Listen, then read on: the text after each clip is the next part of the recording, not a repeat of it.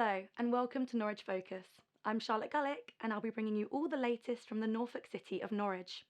Coming up, how a new short film hopes to break down the stigma of post-cancer life, and how recent strike action means that teaching assistants have been left feeling overworked and underpaid. Teaching assistants have told UEA Journalism that they feel overworked and underappreciated. Despite ongoing industrial action in education, support staff cannot go on strike. I have been finding out why. Angel Webb is a high-level teaching assistant at Edith Cavell Primary School in Norwich. Despite being eager to strike, she simply can't. She has been a member of the National Education Union since September, but did not receive her ballot paper in time. So I didn't actually vote because I didn't get my ballot paper, but I didn't really realise that there was voting going on for teachers and support staff. So I don't know if that's like lack of their advertising or I'm just not really in the loop, but I didn't vote. During strike days, support staff at Edith Cavell have been left to their own devices. Overworked and undervalued at the best of times, their staff have had enough, but there's nothing that they can do. And it's taking a toll on their mental health. So because my role as HLTA is a bit different to a normal TA, I would be expected to like lead the class, do all of the stuff that the teacher would normally do, but me instead. So it does make me feel anxious because I know that I know that TAs can do what the teachers' jobs are, but I think some schools are so under pressure to like stay open and stay running and try and not make it affect them at all, but like it is a strike and it will affect schools in some way, and if they had to close then that would just show that like the effect of what's actually going on. In England, the ballot result of support staff saw 84% of members vote yes on a turnout of almost 47%. This result, despite being overwhelmingly in favour of action, just missed the government's threshold of 50%. Caitlin Mason has been a teaching assistant at the same school as Angel since September and has found herself in a similar situation. So we were expected to go to work as normal, and basically for the children who were in, so that was mostly sort of vulnerable children with additional needs, we just had a normal school day for them really, looked after them, did lessons with them. It's not great. Last time I sort of made a bit of a plan, but it doesn't make you feel great because you sort of feel like it's a bit unfair because you still go to work, you still spend a lot of time with the kids. You're obviously not doing the same level as planning and everything as a teacher, but there's still a lot of the sort of unfair things that the teachers are campaigning against that affect the TAs as well, yet we still, like, there's no strike for us, so we're still going in, there's nothing to back us. If we strike for that day, like, we could lose our jobs. But what will it take for them to get their say? This is just one primary school in Norfolk, but a symptom of a much deeper issue. In the words of the NEU, our education system is in crisis. And despite mentions of a second ballot being issued for support staff, Angel and Caitlin haven't heard anything yet. Research has found that 1 in 2 people will develop some form of cancer during their lifetime. But what happens after recovery?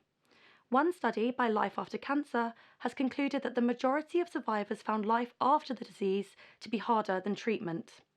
And this is something that a new short film is exploring. Emily Erith has gone to see it. Norwich University of the Arts is a hub for creativity, and for one day only the scene of a film premiere. Inside my head, you know I'm different than you. What works for you might not work for me, 'cause that's our song. Rose, a 15-minute film that offers a glimpse into the realities of life after cancer from the perspective of a young, working single mother. The rawness of it, seeing how vulnerable Rose felt, and how much she was trying to protect her young son from the point of view of someone who's been affected by cancer. I wasn't really concerned about myself, it was more about the impact it was having on my family. Bradley, who plays Rose's son Joe, is key to highlighting this, as he emphasises the far-reaching and long-lasting impact of a cancer diagnosis. Your mum's all in the clear now. Life's meant to be getting better. She's still, moping around and being emotional, and he finds it a bit of a betrayal. She was meant to die. He was meant to be living at home with his dad every day for the rest of his life. And now that's not happening. Things are changing. You're getting better. And she's still a shell in this moment. But in this moment, he really is just asking for his mum to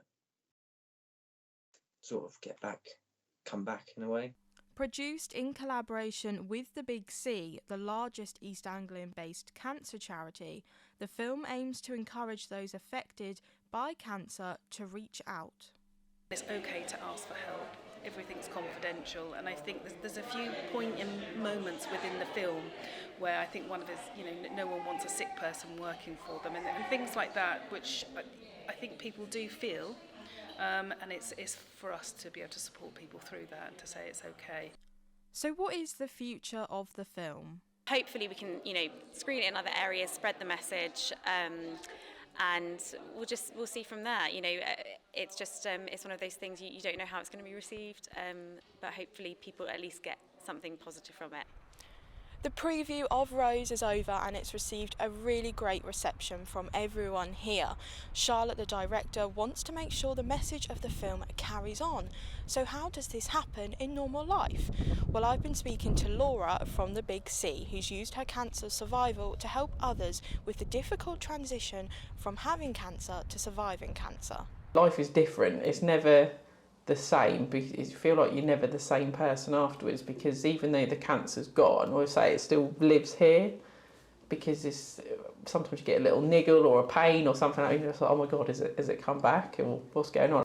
Laura, who began her journey with the Big C as a volunteer in one of their charity shops, is now a trained counsellor and works here at the Big C Centre in Norwich. It's a hub for everything to do with cancer, from support, advice and well-being.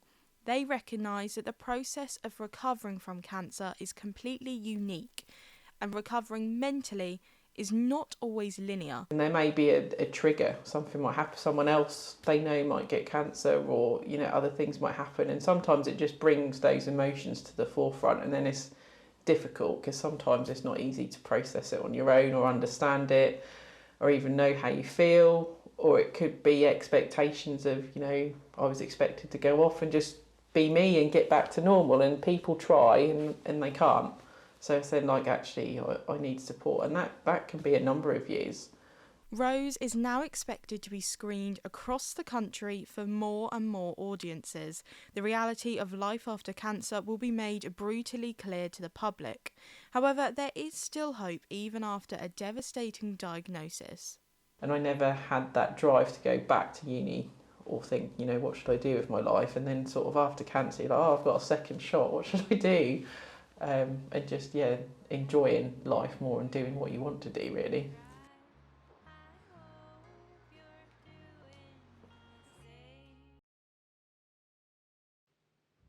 Still to come, how £133 million is transforming Norwich's cycling infrastructure. And what if I told you that one of the largest maritime discoveries has been found off the Norfolk coast, over 300 years after it sank? We'll be finding out more later on. Cycling is a fun and eco-friendly way to get around, but not every city has the infrastructure it needs to support safe cycling. So what is being done in Norwich? Rory McGrellis has been finding out.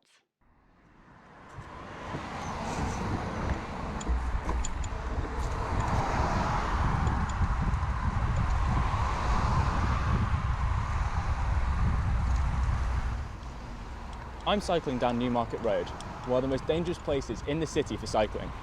Now this is mainly because the street experiences high volumes of traffic during rush hour, and there is only a cycle lane on one side of the road.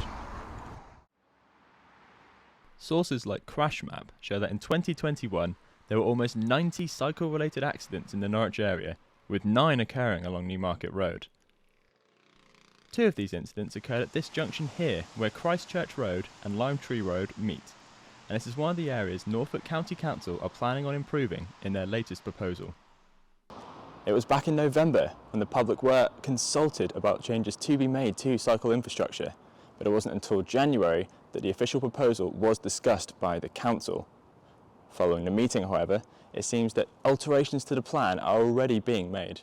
So the chair of the committee asked for an amendment to the scheme which involved reinstating the two bus stops on the road, and one of those would therefore be in the proposed new cycle lane. According to Peter, one way to solve this issue is to build cycle lanes around the bus stops to create an island, like the one seen here. However, this would involve cutting into the road, which could lead to further problems. At the end of the day, people are only going to cycle if it's made easy and it's made comfortable. And so we have to look at the various ways that our cities have been designed around the car and prioritized for car traffic, and start, rebalancing the scales, if you will. Of course, that involves putting cycling infrastructure on the ground, dedicated cycle tracks, protected intersections and roundabouts, cycle-friendly streets. But it also requires disincentivizing driving a little bit. The council is under pressure to deliver changes soon, with cyclist deaths seemingly becoming more common. According to Norfolk Police, over the last 4 years there have been 9 cyclist fatalities across Norfolk. Now this number has risen to 11, with 2 cyclists having been killed in the space of 48 hours. This comes after statistics from the Department of Transport regarded Norwich as one of the most dangerous cycling cities in the country. I approached Norfolk County Council for a response to these fatalities, but they were unavailable for comment. As part of the original proposal, however, Cabinet Member for Highways, Infrastructure and Transport, Martin Wilby, had said we want to take the steps necessary to improve road safety on this stretch of road and are keen to hear what local people have to say.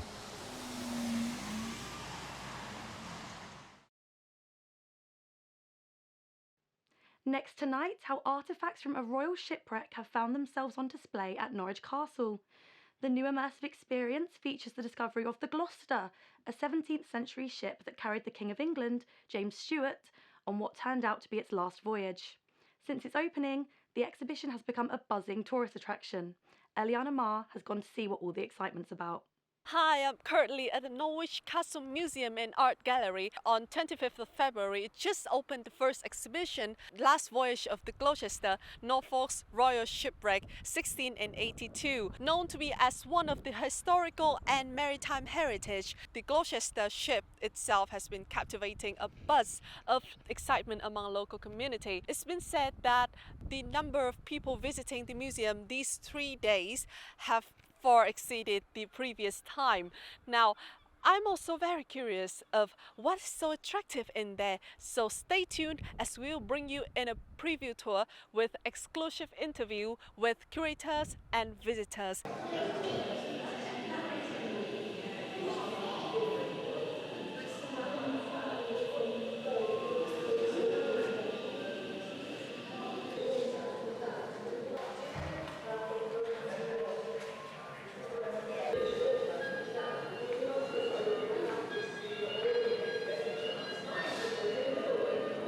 I have a great interest in ceramic items, Bellarmine ware, and I'm also a bell ringer, so to see the bell that was on board the ship would be very interesting. It's missing, but we're hoping that while we're exhibiting this moment, we'll have more objects actually joining this display. Those personal artefacts, the combs, the shoes, the things like that, which have that personal connection with people who were on board.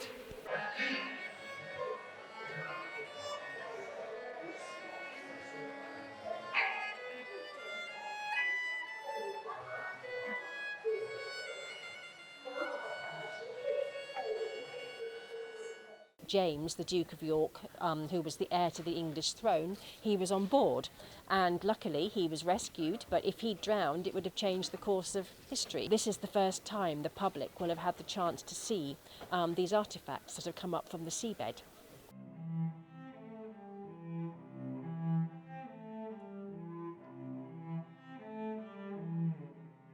I love the wine bottle, the bottles that are still in their water. I think obviously it looks amazing, but it really shines a light on how important the conservators' role is in exhibitions such as these.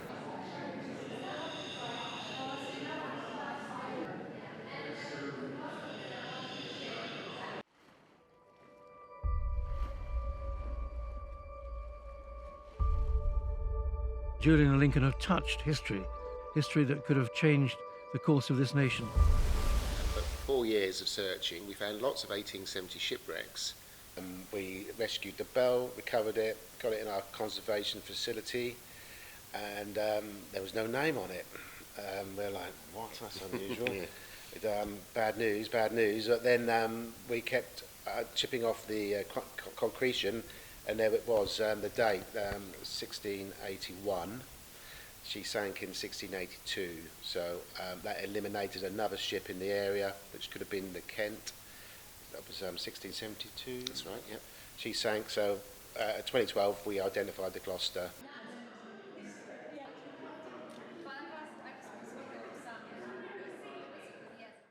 After all the time that has gone by, you know, this great discovery off the Norfolk coast is quite exciting, and I can't imagine anybody who wouldn't want to see it. That's all for tonight. Thank you for watching. Please join us next week when we'll have more news from Norwich. Goodbye.